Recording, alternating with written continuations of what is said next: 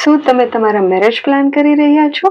For your picture perfect smile આજે આપણે વાત કરીશું કે તમે તમારા ટીથની કેર કેવી રીતે કરી શકો, specially for your big day. હું doctor Bansi, consultant dental surgeon at city dental hospital. આજનો આપણો પોડકાસ્ટ વાત એક દાંતની માં આપનું સ્વાગત કરું છું. આજનો આપણો ટોપિક છે picture perfect smile for this wedding season. અને આજના આપણા ગેસ્ટ છે ડોક્ટર સૃજલ તન્ના, જે પણ એક કન્સલ્ટન્ટ ડેન્ટલ સર્જન છે. Hello ma'am, welcome. Hello, thank you doctor Bansi. તો મેમ, આજનો મારો ફર્સ્ટ ક્વેશ્ચન છે કે આજે વેડિંગ સિઝન ચાલી રહી છે, તેમાં જે કપલ્સ છે એ લોકો માટે કોઈ સ્પેશિયલ ડેન્ટલ ટ્રીટમેન્ટ્સ કે જે અત્યારે એમને યુઝફુલ થાય અને એની સ્માઇલ બેટર કરી શકે? યસ, સો એઝ સચ આપણે એમ કહી શકીએ ધ બેઝિક ટ્રીટમેન્ટ જે બધા માટે જ નેસેસરી છે that is tooth cleaning. C as સચ એ બ્રાઇડ ને ગ્રૂમ માટે જ નહીં, બધા માટે નેસેસરી છે, but yes it's a basic need for the bride and groom.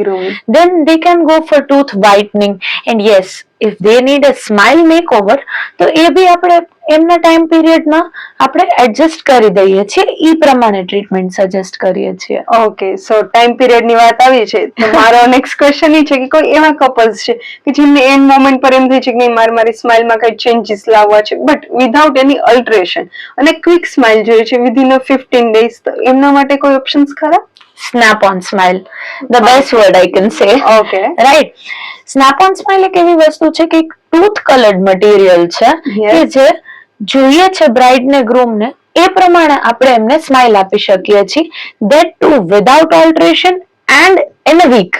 Okay, in a week. Yes, it's very good. Thank you.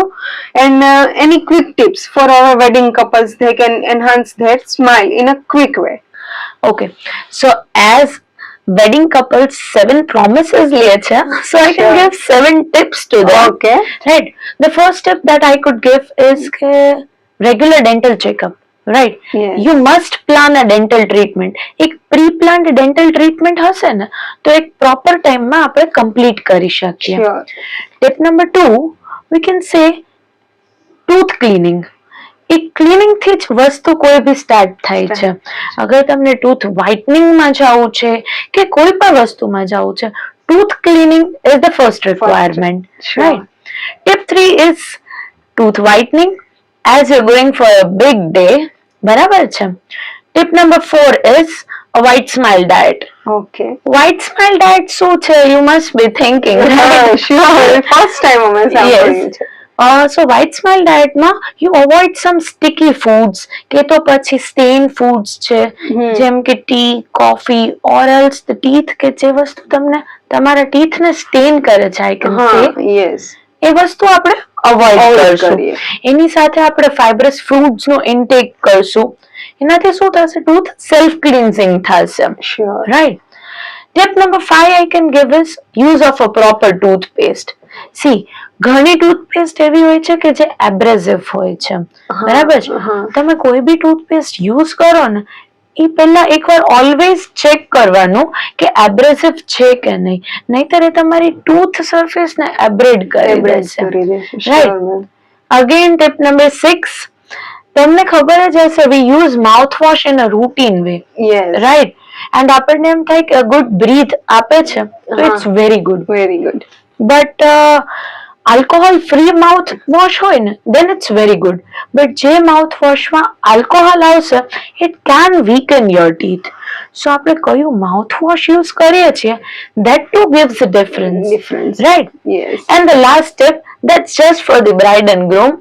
Okay. Accept all the things. Right. You're going for your big day, so તમે first thing કરી શકો, use a contrast lipstick. Yeah, it will give you a close to the perfect of the smile.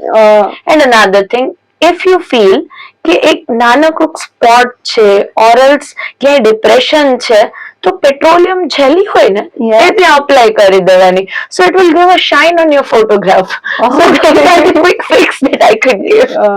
Yeah. Thank you so much ma'am. તો આજે આપણે મેમે ઘણી નવી અને ઘણી યુઝફુલ થાય એવી ટિપ્સ આપી છે. Thank you so much ma'am. ફરી આપણે મળીશું આવતા સેટરડે એક નવા ટોપિક અને એક નવા ગેસ્ટ સાથે. Till then stay healthy, keep smiling.